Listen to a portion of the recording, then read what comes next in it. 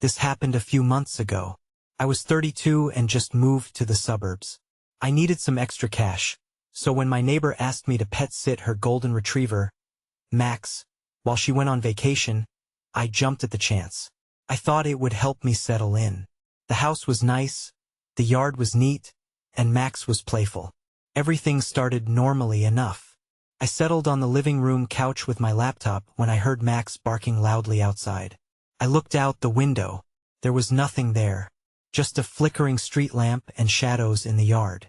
I pushed it aside and returned to my laptop, but I couldn't shake the feeling that something was off. It felt like someone was watching me, but I had no idea why I thought that. As the week went on, things started to get weirder. I noticed strange shapes out of the corner of my eye. Just flashes, really, but they made me uneasy. I told myself it was just my imagination. The next night, I sat down with Max, and the television flickered on. I jumped, my heart racing. I thought it could be a power surge, but something didn't feel right. Max sat beside me, staring at the wall, ears perked up. Felt like he was waiting for something. One afternoon, I ventured outside to enjoy the sunlight. From my spot on the porch, I overheard a couple of neighbors arguing a few houses down. Their voices were low, but I caught snippets: the last family, and what happened in that house. I didn't know what they meant, but it felt like they were talking about me. Max was off chasing a squirrel, and the air felt heavy. That night I was awake working late. I kept hearing creaks and rustling sounds. Houses make noise, right? Then I saw Max staring into the hallway, his body tense. I felt chills crawl up my spine. I'm not saying I believed in ghosts, but the unease grew strong. I got up, fists clenched, and walked toward him. When I reached the hallway, nothing was there. Just shadows stretching from the faint light in the living room. The third odd occurrence hit me hard. I woke up in the middle of the night to Max growling softly. Something outside caught my attention, a sound I couldn't place. It was like whispers. I felt a cold wave wash over me. I tiptoed to the window, pulling the curtain aside just a bit. Nobody was outside, but I could swear I heard laughter. It was faint and chilling. The next morning, the house felt emptier. I didn't sleep well, and I replayed everything in my head. I thought maybe my lack of sleep was messing with me. Now, looking back, I wish I had answers. The arguing neighbors, Max's odd behavior, those whispers. All of it still puzzles me. I didn't tell the owners when they returned. I didn't want them to think I was crazy. But I know there was something wrong in that house. I can still hear those whispers sometimes. And now, I can't shake the question. What happened to the last family that lived there? The following day, I made up my mind to dig deeper. I needed answers. Max was my only connection to whatever was haunting that house, and I felt a strange loyalty to him. As I walked him later that afternoon, I kept an eye out for the neighbors who had been arguing. What if they knew something? To my surprise, I spotted one of them. An older woman with gray hair and a serious expression. She was tending to her garden. I took a deep breath and approached her slowly, feeling a mix of determination and dread. "Excuse me," I said, trying to keep my voice steady. "I'm pet sitting for the Johnsons, and I overheard you talking about the last family. What happened?"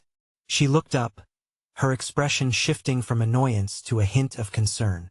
"You really shouldn't meddle in things you don't understand," she replied, eyes narrowing slightly. That cryptic response only fueled my curiosity. "But I want to know, is there something wrong with the house?" She sighed, glancing around as if checking for eavesdroppers. "It's not my story to tell. Just I would be careful. People leave this neighborhood for a reason." I pressed on, desperate for more. "What reason? What happened?" With a reluctant shake of her head, she turned away, dismissing me completely. I felt anger bubbling up, along with an unsettling sense of foreboding. I couldn't shake the feeling that something terrible had happened there, and I was getting closer to uncovering it. Later that evening, I found myself replaying our conversation in my head, when suddenly my phone buzzed on the kitchen counter. It was a text from my neighbor, asking how things were going. My hands trembled slightly as I typed back a generic reply. I debated telling her anything, but was uncertain if I should bring it up. Afterward, I opened the fridge, hoping to distract myself with a snack. That's when I noticed a small black notebook tucked behind the milk. It looked old and worn, like it had been forgotten. My heart raced. What if it belonged to the last family? I pulled it out carefully and began flipping through the pages. It was filled with uneven handwriting. The ink faded but still legible. Most of the pages were filled with mundane lists, groceries, reminders, chores. But toward the end, the notes shifted. Words like voices and watching caught my attention. My heartbeat quickened as I read further. The last entry read, "They come at night. I can hear them laughing. I don't know who they are, but I think they want us to leave." My breath caught in my throat. I felt a chill wrap around me like a heavy blanket. The last family hadn't just left. They had been frightened away. Suddenly, I heard Max barking frantically from the living room. My pulse quickened. Something was off. The laughter from last night echoed in my mind, and I felt an overwhelming urge to take action. I couldn't ignore the warnings in that notebook. I had to confront whatever lingered in that house. I stood up, gripping the notebook tightly. "What are you trying to tell me?" I whispered, halfway between fear and determination. That's when I heard a soft whisper, directly behind me. "Leave now." I spun around, my heart pounding. And there it was, the shadow of something, just at the edge of my vision. I squinted into the dim light, trying to catch a glimpse of the shadow that had been there just a moment before. My breath quickened as I felt a strange mix of dread and curiosity. "Is someone there?" I called out, my voice wavering slightly. Max continued to bark, his fur standing on end as he darted toward the living room. I steadied myself, willing my trembling legs to follow him.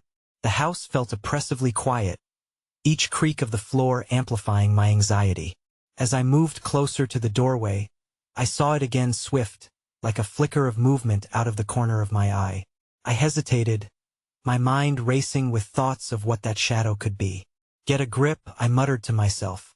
The last family had left out of fear. Maybe I was overreacting. But deep down, I knew there was more to discover. Max finally calmed, his playful spirit briefly replaced by instinct. He stopped and stared into the darkened living room. I knelt beside him, trying to read the atmosphere. Felt charged, thick with something I couldn't quite name. That's when I noticed the front door was standing ajar, a sliver of darkness beyond it. I hadn't left it open. Panic surged through me. Was someone really here? Or was it something far worse? I crept toward the door, the black notebook still clutched tightly in my hand. Fear gripped my throat, but curiosity pulled me closer. I peeked outside, but the street was eerily quiet, shadows dancing under the streetlights. Just then, I heard it once more, the laugh. It was faint but unmistakable, echoing from the depths of the house. I jumped back, nearly dropping the notebook. "No, this can't be happening," I whispered to myself. I had to investigate. After taking a deep breath, I turned back to the living room. To my shock, I could see the air shimmering slightly, like heat waves rising from pavement. I squinted. Then everything changed. A cold breeze swept across the room, and the laughter transformed into something darker, grating and menacing. The atmosphere shifted, and the hair on the back of my neck stood on end. In that moment, I realized I wasn't alone. "Who are you?" I demanded, my voice now steadier than I felt. The laughter stopped, replaced by a soft whisper that floated around me. "Find us, join us." My heart raced. My instinct screamed at me to run, but as I turned toward the door, it slammed shut with a deafening bang. I felt trapped. Waves of fear washed over me, mixing with a compulsion to understand whatever unspeakable thing had taken hold of this house. "Max, stay close," I whispered, looking at my loyal companion, relying on him for comfort. I couldn't let whatever haunted this place take me too. I turned back, the darkened living room now feeling like a stage set for a nightmare. My gaze landed on something flickering in the shadow. Then, without warning, the light flickered on overhead, casting a stark glow around the room, and I saw a figure standing just beyond the sofa. "Help us," it whispered, its voice laced with despair. In that fleeting moment, I realized I was now a part of an unfolding story that had been brewing long before I arrived. The figure remained motionless, its outline barely distinguishable from the dark corners of the room. I couldn't tell if it was human or some warped projection of my fearful mind. "What do you mean, help us?" I asked, my voice trembling despite my effort to sound strong. The figure's response was a low, mournful sigh that echoed through the room. "You have to find the truth," it said. "We cannot rest until you do." I felt a chill run down my spine. Who was this? Why me? I wanted to scream, to run, but I stayed paralyzed, caught between terror and a strange pull of curiosity. Max whined softly beside me, his eyes focused on the shadow. Suddenly, the walls seemed to pulse, and I felt as though the house itself was alive with its secrets, its sadness. "What truth?" I whispered, my voice scarcely above a breath. "What happened here?" The figure seemed to flicker, as if struggling to maintain its form. "The notebook," it said urgently. "It holds the key." I glanced down at the black notebook still in my grip. I had only skimmed it before, brushed aside its significance. My heart sank as I realized that the lines and scribbles might contain more than mere thoughts. Maybe it was a record of the house's dark history. But I needed more time to figure this out. I took a cautious step forward, emboldened by my resolve to understand, and the figure receded slightly into the shadows. "Wait," I said, but it was too late. The entity vanished as if sucked back into the depths from which it came. The room fell silent again, but the echo of its presence lingered. I turned to Max, who was sniffing at the floor, his curiosity piqued. "What now?"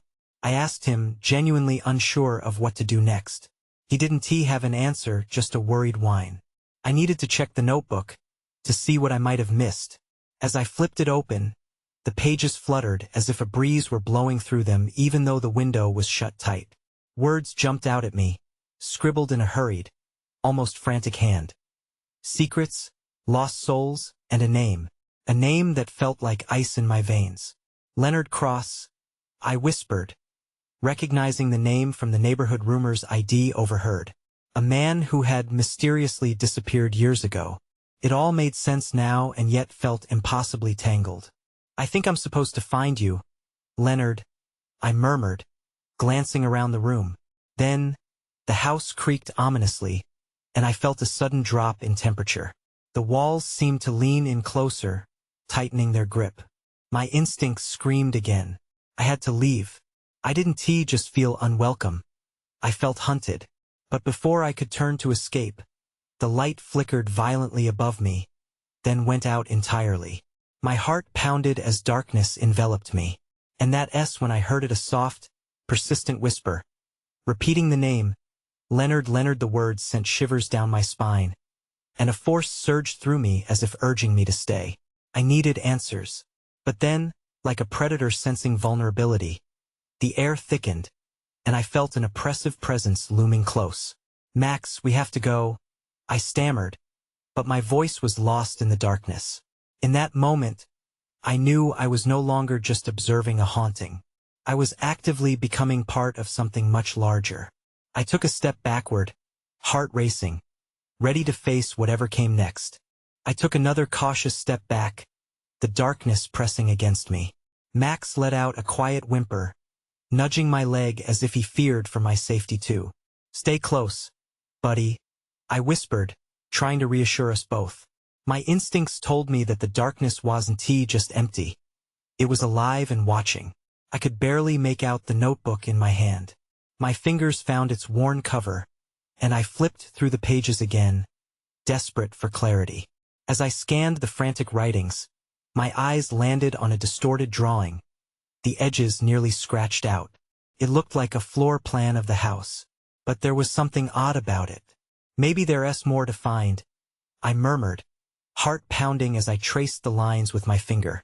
One room wasn't marked the same way as the others. It had a strange symbol drawn over it, something like a spiral intertwined with a cross. What does this mean? Before I could dwell on it, I heard a noise. A soft creak, almost like a footstep, echoed from the hallway behind me. My breath quickened. I turned toward the sound but saw nothing. just shadows in the dark. Max? I called softly. He stared intently down the hallway, ears perked. I felt a rush of panic. Something or someone was in the house. Let us go, Max, I said and tried to push through the fear. We can check this out together. As I edged towards the hallway, I felt the air grow colder. The blackened corners seemed to close in on me, and flickering shadows danced along the walls. I stepped lightly, trying to make as little noise as possible. At the end of the hallway was a door, an old, wooden door with rusted hinges. My heart raced at the sight of it. This must be where the spiral symbol led. I hesitated, glancing back at Max. He looked up at me, his eyes big and expressive, urging me onward. I took a deep breath, pushed the door open, and it creaked loudly, splitting the silence like thunder. Inside was a small, dusty room, the bare walls lined with cobwebs. Old furniture lay in disarray. And then, in the center of the room, I saw something glinting. My heart dropped. It was a tarnished locket, lying open on the floor. Leonard? I whispered, hoping this wasn't the end of my search. I stepped closer but then froze. The hairs on the back of my neck stood on end. A whisper brushed past my ear, so soft I could barely catch it. Help me. The voice was chilling and desperate. I stumbled backward, my mind racing. It was Leonard. I was certain of it. But how could I help him if I didn't even know what had happened? That S when I noticed another line of scribbling on the wall beside me, barely visible through the dust. Find my locket, it read. As I processed this revelation, Max barked suddenly, snapping me back to the moment. I turned toward him, but the door behind me slammed shut with a bang. The sound reverberated through the small room. I bolted toward it, realizing I was trapped. Max, we've got to get out. But I knew now that leaving wasn't an option. I had to find the truth. I had to understand why Leonard was still here, and then it hit me. I found the locket, but why? What was I meant to do with it? My pulse raced as I struggled against the fear. I had to figure this out, or I might never leave this house. And even worse, I might just become part of its secrets too. The sound of creaking would echoed in the room, sending a chill down my spine. I turned back to Max, who growled softly, his fur bristled. The locket lay between us, shimmering with secrets I couldn't understand. I reached out cautiously as if it might bite. The moment my fingers touched the cool metal, a pulse of energy surged through me. It felt like a shock, startling enough to make me withdraw my hand. Had I imagined that? I looked down, noticing that the locket had closed itself. My heart raced. What is happening? I muttered, glancing toward the door. The walls seemed to close in tighter, and I could feel the darkness press against my skin. Max, stay here, I said, letting my instincts guide me. I stepped back, peering around for any signs of escape. The shapes of the room lurked in the shadow, furniture casting eerie silhouettes on the walls. I needed to find a way out, or at least some answers. I carefully opened the locket again and peered inside. It was empty, but then I noticed a faint inscription on the inner side of the lid. Remember me. The words sent another jolt through me, as if Leonard was reaching out from beyond the grave. Had Leonard entrusted this to me? What do you want, Leonard? I said aloud, yet all I got in response was silence and a cold draft swirling through the air. I shivered and looked back at Max. He was watching the closed door, eyes wide. I turned, feeling my heart catch. A low, dragging sound began emanating from the hallway. It was like something was creeping closer, methodical and heavy. I pressed my back against the wall, my breath hitching. Had I disturbed something? Max barked again, louder this time, his protective instincts flaring. Stop it, I said sharply, not wanting to draw attention to us. But it was too late. The door rattled, slapping against the wall with a force that sent a shudder through the room. The shadowed figure of a man stood in the doorway, partially obscured, as if he were made of darkness himself. Help me, the voice rasped, identical to the whisper I had heard before. I froze, my mind racing. Was it Leonard? But this presence felt different, the tone darker, filled with anguish. Who are you? I managed to ask, my voice barely a whisper. I can't leave until he didn't finish. Instead, he lunged forward, reaching toward me but stopping short as if he hit an invisible barrier. I gasped, stumbling back, and crashed into the old table nearby, sending dust flying. Max growled again, more aggressively now, and I could feel the tension in the air thickening. Then, in that instant, something shifted. The locket in my hand grew warm again, glowing faintly as I gripped it tighter. It was as though the spirit aligning with its power had been summoned. "Find the truth," the figure shouted, echoing through the space as the shadows swirled around him. "You have to," but then, everything went dark. The room around me seemed to collapse, plunging into an abyss. I couldn't tell up from down, couldn't find my breath. In the chaos, I heard Max whimper. I could feel myself losing grip on reality, slipping away from this place. Was I becoming part of Leonard's secrets too? The last thread of awareness before everything faded was the locket's warmth. And then silence. When I opened my eyes again, I was lying on the floor, the hardwood cold against my skin. I sat up quickly, panic creeping in as I glanced around. The shadows of the room felt different, more distant now, but the air was thick with uncertainty. Max was beside me, panting anxiously. I reached out a hand to reassure him, but my fingers trembled. "What just happened?" I whispered, half expecting an answer from the empty air. The locket was still clutched in my fist, heavy and warm as if it retained the pulse of that dark presence. I pushed myself to my feet and looked toward the door. It was ajar, creaking gently as if inviting me to venture out. Part of me wanted to flee, to escape this place and never look back. But curiosity gnawed at me, and I needed to know what was going on. "Okay, Max, let us check it out," I said, glancing back at him. His growl had faded to a worried whimper, and his tail hung low. Together, we crept toward the door, the floorboards protesting under our weight. I took a deep breath, summoning courage as I peeked into the hallway. The corridor stretched before me, dimly lit and silent. The shadows flickered in the corners, but there was no sign of that figure. I stepped cautiously into the hall, my heart a relentless drum in my chest. Then, out of the corner of my eye, I caught movement. I turned sharply, finding the edge of a curtain fluttering. A chill ran down my spine. Had the window been open? Something felt wrong, like the whole house was watching me. "Max, stay close," I murmured, trying to keep my voice steady. I moved forward, drawn by an instinct I couldn't shake. Just beyond the curtain, I could see a beam of light cutting through the dimness. It illuminated a small table cluttered with faded photographs and letters. I approached cautiously, drawn to the sight. In one photo, a man smiled at the camera, his dark eyes sparkling with life. He looked so familiar. But next to him, an uneasy feeling washed over me. It was the same figure standing in the doorway. My blood ran cold. "Who are you?" I breathed, realizing I hadn't just seen this man in passing. I had seen him in those blurry memories, the ones Leonard had tried to hide from me. But there was something else, something tucked in the corner of the frame, a tiny, glimmering pendant that looked like the locket in my hand. I felt the weight of knowledge settle heavy on my chest. This wasn't just about Leonard anymore. "Find the truth," the figure had said. What truth? I needed more than just whispers and shadows. As I rifled through the clutter on the table, searching for answers, I heard it again, that dragging sound, sharper this time, and it was coming from behind me. I turned, my heart racing. Something was definitely in the house.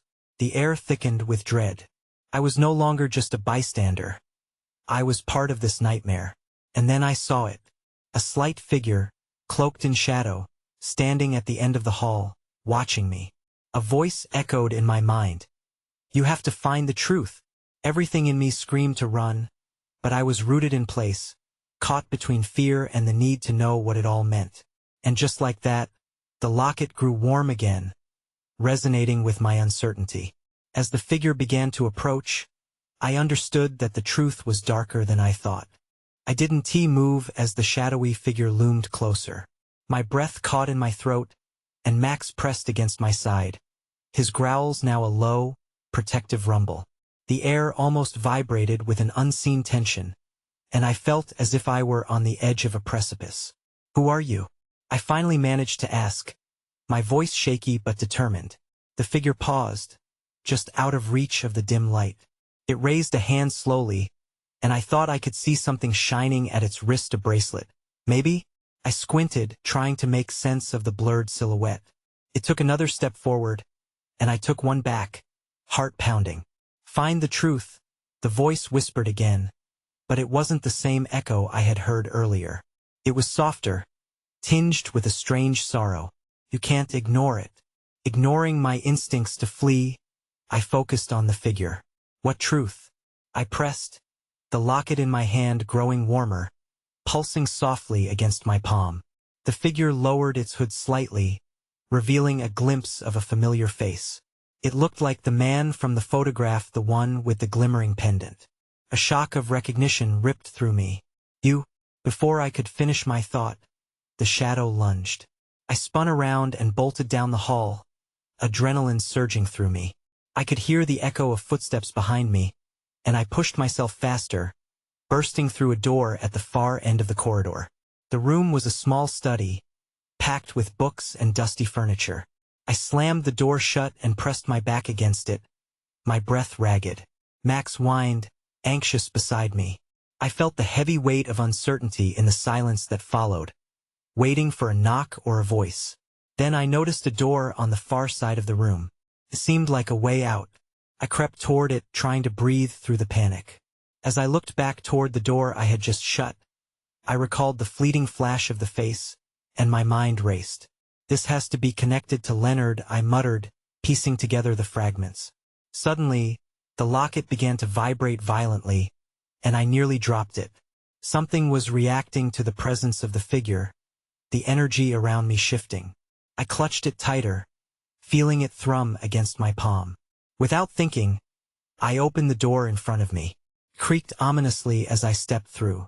The room revealed a dim staircase descending into darkness. My instincts shouted to turn back, but something compelled me to descend. I needed answers, no matter how unsettling they might be. Halfway down the stairs, I felt a gust of cold air rush past me. A voice haunted the air, echoing from the depths below. "You must choose." I paused, trembling. What was there to choose from? And was it even safe to keep going? But the urgency of pursuit from the shadow figure fueled my resolve. I had come too far to back down now. Then I heard a crash from the room above. Glass shattering, a deep sigh, and was that laughter? Goosebumps prickled along my arms. I realized I wasn't alone. Someone or something was in the house with me, and it wasn't friendly. I turned to look back up the stairs, my pulse quickening. The faint light above began to flicker, and I had to move. There was no turning back. I stepped into the darkness of the staircase, feeling the chill wrap around me like a cold blanket. Each step down felt like a step deeper into a mystery I wasn't sure I wanted to unravel. The voice echoed again, "You must choose." What choice? The air grew thicker as I descended. It felt like a warning, and I instinctively reached for Max, wishing his presence could shield me from whatever lurked down there. When I reached the bottom, I stumbled into what appeared to be a basement. The space smelled damp and musty, and a single flickering bulb hung from the ceiling, casting eerie shadows on the walls. I scanned the room, hoping for some sign, some direction. My eyes landed on a wooden table, the surface cluttered with old photographs and papers. As I moved closer, I recognized one of the faces. It was him, the figure from the corridor. My heart raced as I flipped through the images. Him as a young man, laughing in some sort of celebration, a woman beside him who looked strikingly familiar. A chill ran through me when I realized it was the same woman from Leonard's bookshelf. "Max, come here," I whispered, my voice barely cutting through the silence. He trotted to my side, and I zeroed in on an envelope placed beneath the photos, its edges worn and yellowed with time. I could feel the locket pulsing against my chest, urging me to pick it up. With trembling hands, I opened the envelope. Inside, I found a letter, hurriedly scrawled and not addressed to anyone in particular. "They will come for you if you remember," It read, and my breath caught. What did I need to remember? Suddenly, the bulb flickered violently, then went out, plunging the room into darkness. The silence was suffocating. I fumbled around for my phone but couldn't find it. Panic began to rise again. Then, right behind me, a low chuckle echoed in the void. "Found you," a voice whispered, chilling my blood. I spun around, my heart racing. I only had Max's growl as company, and it felt feeble against the sinister presence creeping closer. My instincts jolted into high gear. I had to get out. I felt along the wall, looking for a way back the way I came, but the darkness felt alive, constricting me as it whispered menacingly. That's when I noticed movement at the corner of my eye. A shadow darted just beyond the edge of the flickering light. Who's there?" I stammered, my voice shaky yet defiant. In response, laughter erupted around me, echoing off the damp walls. But it was different from before, more manic, more unhinged. Had it been in that room above, or was it coming from the shadows surrounding me? Then, the locket in my hand began to vibrate again, sending a warm pulse of energy through me. Somehow, it felt like it was trying to communicate, to guide me. "Choose," the voice shouted again, louder this time. Before I knew what I was doing, I squeezed the locket tightly, and the soft glow returned. It illuminated the edges of the room, and I finally took in a door at the far end, slightly ajar. With renewed urgency, I darted toward it, away from the laughter, desperate for answers that felt just out of reach. As I flung the door open, a surge of light blinded me momentarily. I stepped through, heart pounding, knowing something or someone was following closely behind. And when I looked back, the shadows no longer resembled just darkness. They were forming into shapes, into faces. That realization sent a jolt of fear through me. What had I unleashed? The door slammed behind me, echoing through the sudden brightness of the new room.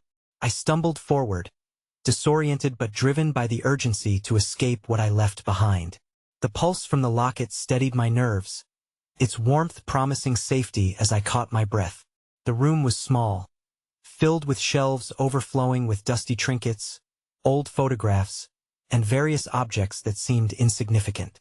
My heart raced as my eyes fell upon a mirror, reflecting my pale, anxious face. As I approached, strange compulsion tugged at me, urging me to peer deeper, to understand what lay beneath the surface. "Leonard," I murmured, the name now feeling like it weighed heavily on my tongue. Was this room his last refuge?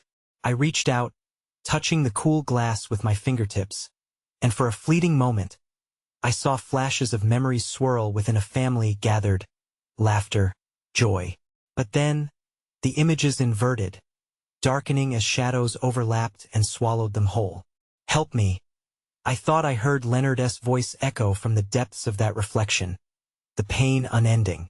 Max nudged my leg with a whine, and I turned to him, feeling the presence of that foreboding force closing in once again.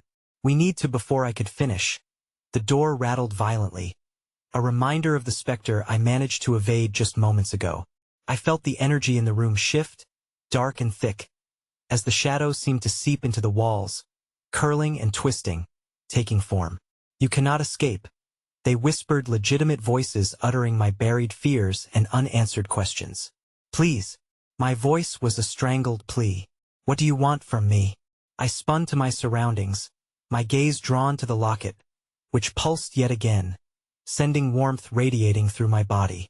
I could feel its power now, an innate understanding flaring to life. "Find the truth. Join us." The words flooded back, echoing in time with the heartbeat of the locket. Whatever it was that entangled Leonard, it was here too, waiting for me to uncover its secrets. I backed toward the corner, seeking some evasive measure, and knocked over a stack of books. They crashed to the floor with a thunderous clatter, the noise momentarily drowning out the whispers. As silence resumed, I could almost hear a heartbeat, mine, and then another, but distant and echoing through the topsy-turvy reality I now inhabited. "What if?" I muttered, a thought igniting my mind. Could the locket be the key? Leonard's cry for help was no longer about him. It was about all of them. They needed to be freed just like I did.